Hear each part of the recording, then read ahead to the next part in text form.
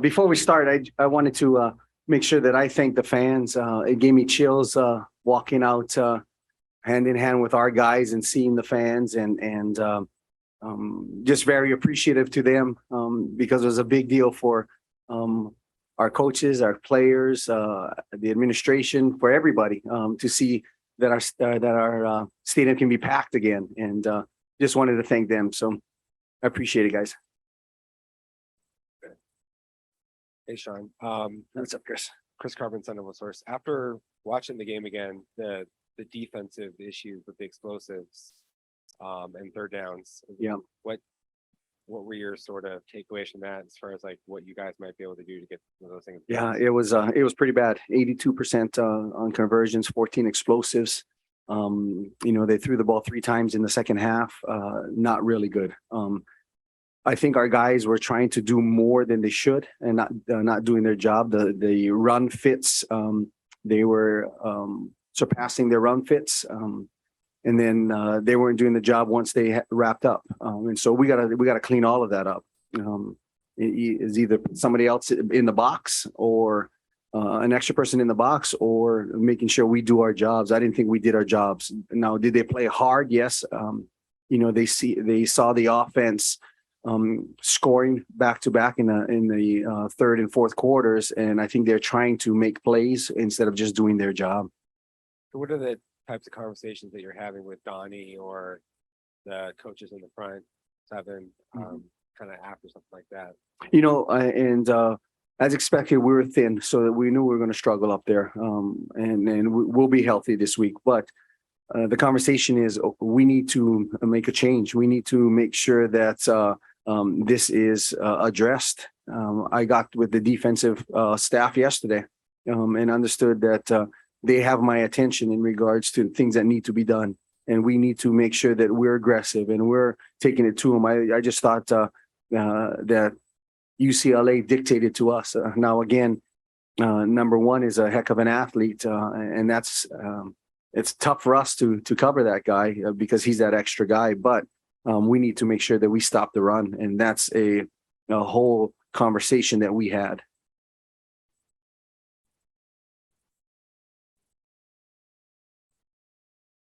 Hey, Coach. No, Son of a Source.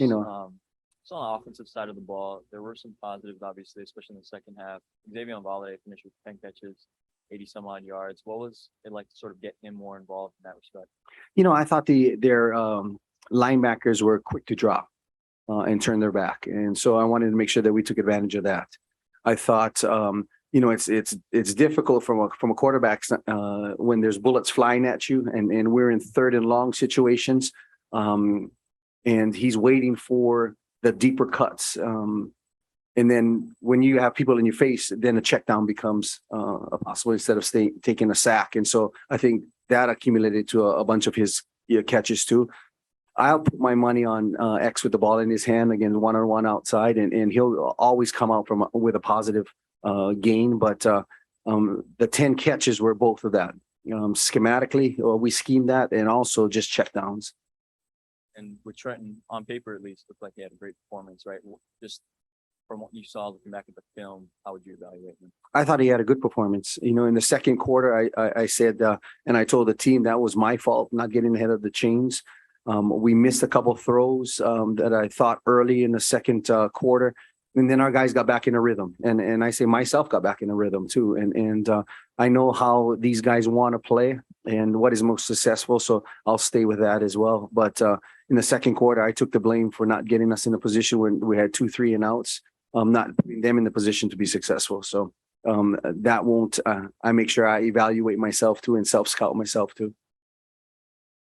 Ethan Ryder, Son of a Source. You can talk about kind of you weren't quite in your groove the second quarter. What do you think you've learned so far as a play caller just at the college level? You have to play towards your personnel and again, trying to get the ball to your playmakers and try to do that as well.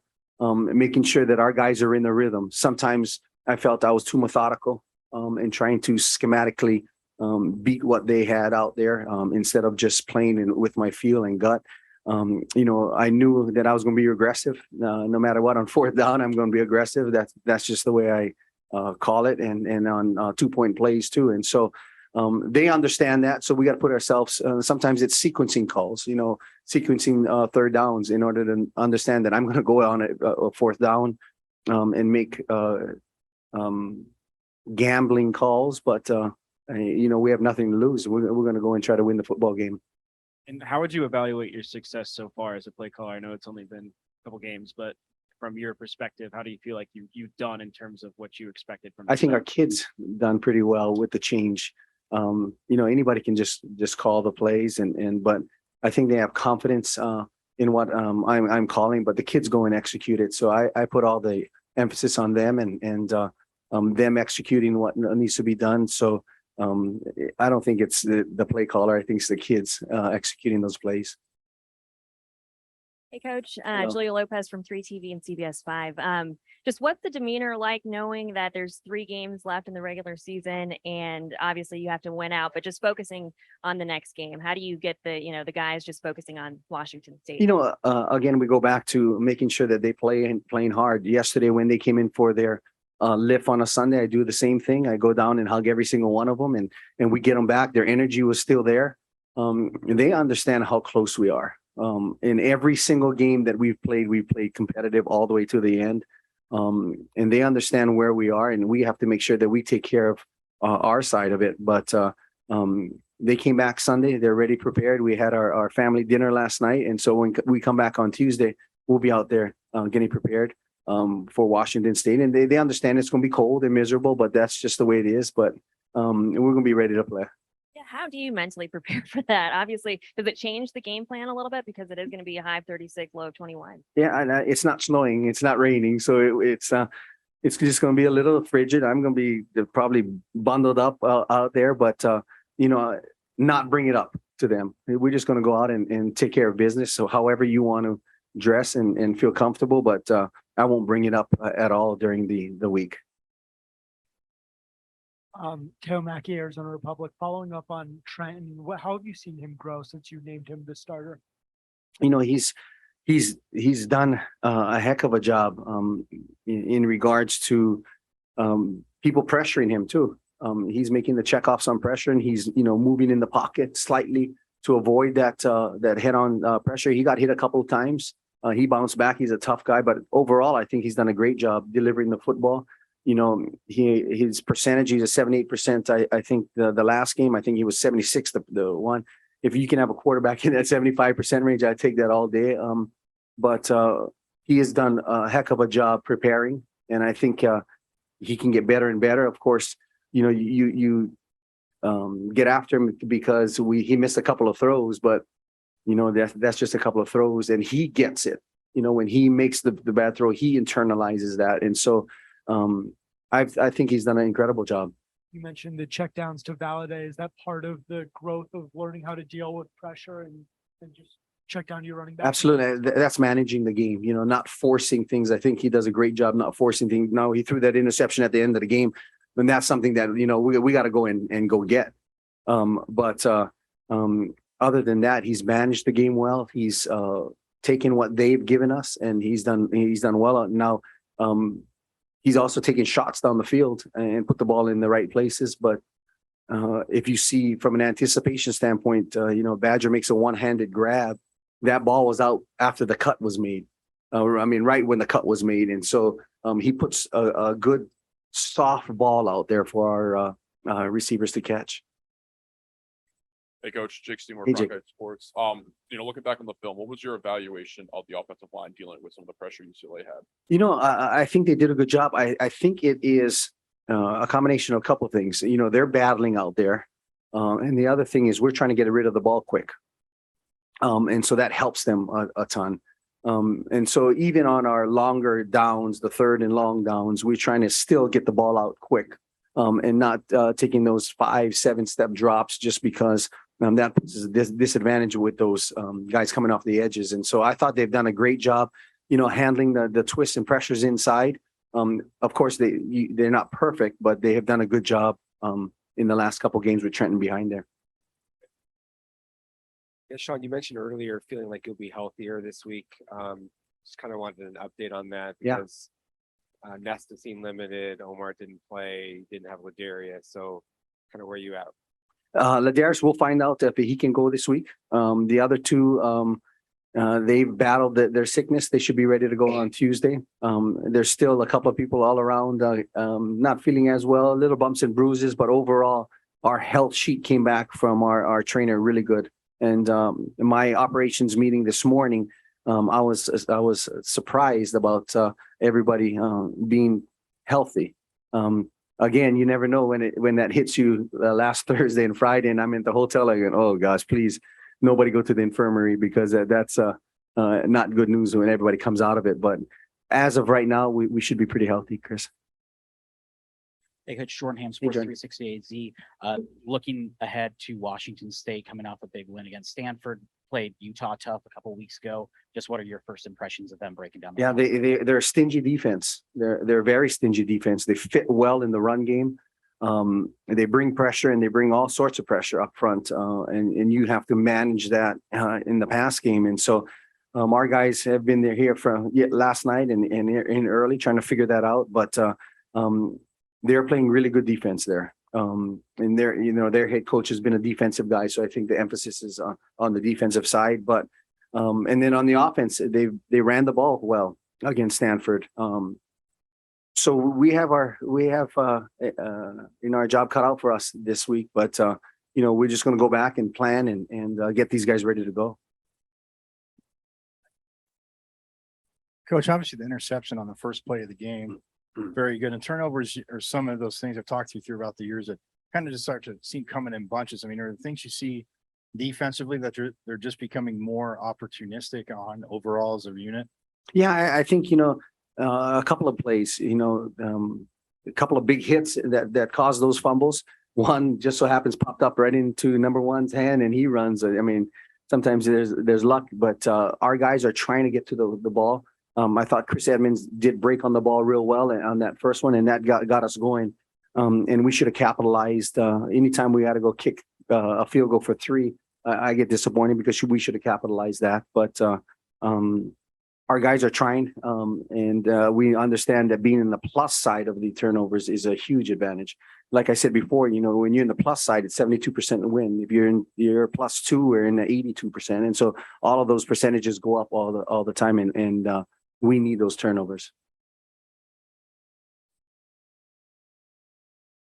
Awesome. Thank you, guys. Have a good week. Well, let's be honest. We didn't play very well. That's from the top. We didn't stop the run. We didn't fit the run. We gave up explosive plays on the run and the pass. So when it's all said and done, we didn't play well. What were some of the main factors you think? They're just fitting the run, doing what you're supposed to do. Try not to do too much. If you're supposed to trust in your teammate. We got in trouble sometimes with the eyes violations, missed tackles in the open field. When you look at some of those things, was we prepared? No doubt. I thought we had a great week of practice. But what you find out real fast is you can't simulate the speed of another team's motions and their how they execute their stuff. So I'm not going to sit here and act like everything was peachy. We didn't play well. What about the outside of the Thompson Robinson scrambles? What about the other third and long? They beat us on third and long. We were, if you look at some of our third and longs, I mean, they scored on, I want to say 3 of our 3. It was 9 of 11. We didn't play well. I can't sit here and make excuses. I can just tell you reality. You can look for me to say something different. I can't, and I won't try to manufacture an excuse for how we played other than we didn't play well. Right. Yeah, but you thought that if I understand correctly, the game plan you thought was game plan. I mean, how many people you think put together a bad game plan? No. So yes, I thought we played well. I thought we practiced well. I thought we had, we were prepared. Now, did we execute? No, we didn't execute. We just didn't execute. Coach, I was just saying to Coach Aguano, I mean, obviously the interception on the first play. I thought the game was over then. No, go ahead on. One of the brighter I thought we spots. had won it. No. But Go then, ahead. and then even getting the turnover later too. I mean, it seems like they usually start coming in bunches. What, anything differently you should see from the defense? Whether, I mean, in film study, attacking, just. No, at halftime, I went in and I talked to him about several things. I talked to him about getting off blocks, extending, staying in your gap, shedding, making sure your eyes are right. And I think in the second half, we came out and we did some of those things. Compared to the first half, we didn't do any of those things in the first half. The second half, we came out and we tried to do some of the things I challenged them at halftime. Their very last touchdown drive came after 2 positive drives for your defense. What did you see on that drive?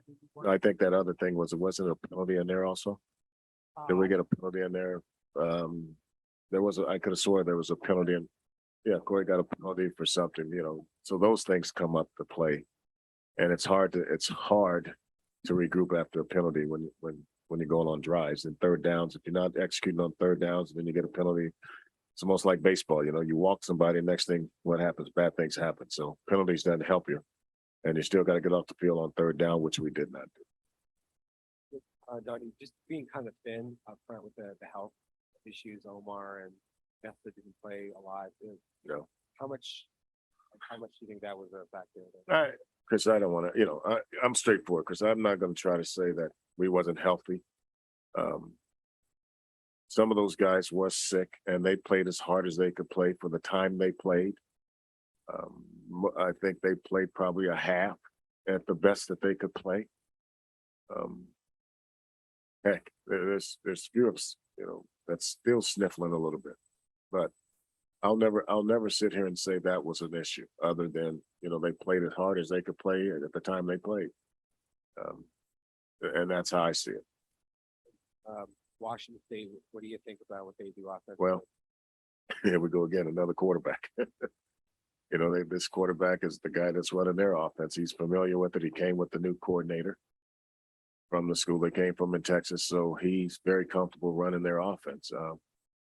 Compared to last year where they had the guy, I think he went, where's he at now? U of A.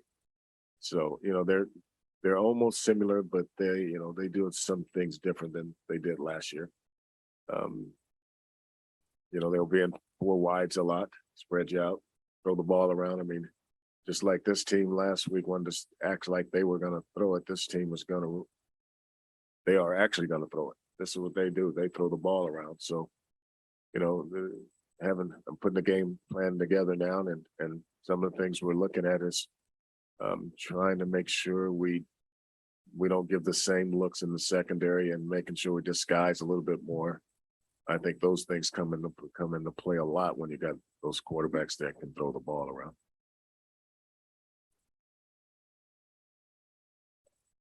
Go ahead, Ethan.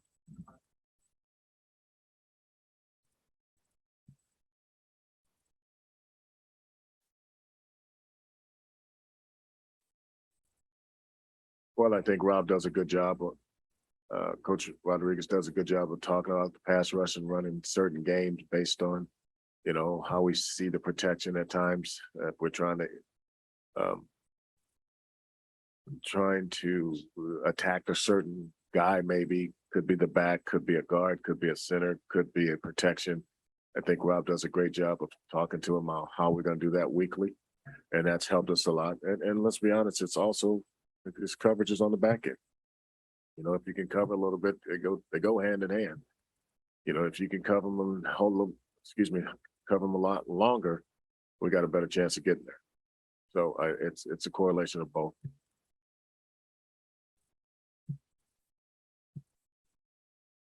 You okay, Chris? You got some more? Come on. I'm good. Hey, Coach, thought of some of the source. Yeah. After performance like that on Saturday, Mhm. what's the sense of urgency from your point of view going into these next set of practices? Because, just trying to make sure that you get the message across to them on what they need to improve. Like, how's that going to work?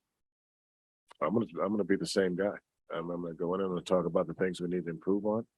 I'm gonna talk about the things that we didn't do well. I'm gonna talk about the things that up expectations. I'm gonna talk about execution. I'm gonna be the same guy, and what we got to do is go right now and be positive. We can't go in there and beat people up on it. I mean, that does no good. So my thoughts is I'll be positive if I can this week like I normally is. And just, talk about the things that we need to do moving forward. That we can't keep looking in the rearview mirror.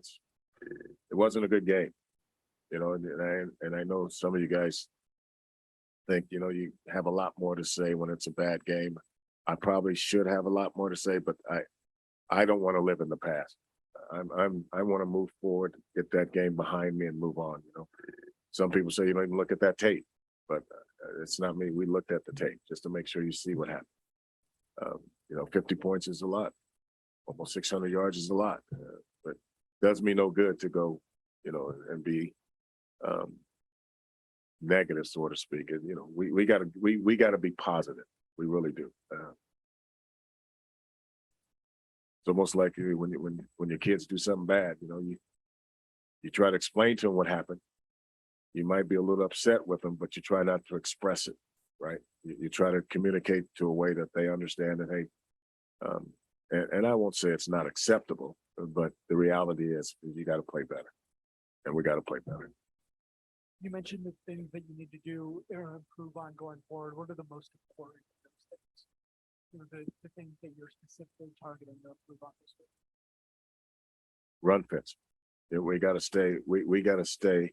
And as I said to them yesterday, when you're a good football team, I can see the back of your jersey. I can see your name on the back of your jersey when you're up front. That means you're staying square to the line of scrimmage. You're not turning. You're not giving up seams, and that's what I talked to them about yesterday. When you're good defensive line, I can see the back of your jersey. So that'll be one thing I talk about a lot this week, is being able to read your name on the back of your jersey, stand square to the line of scrimmage. You guys good?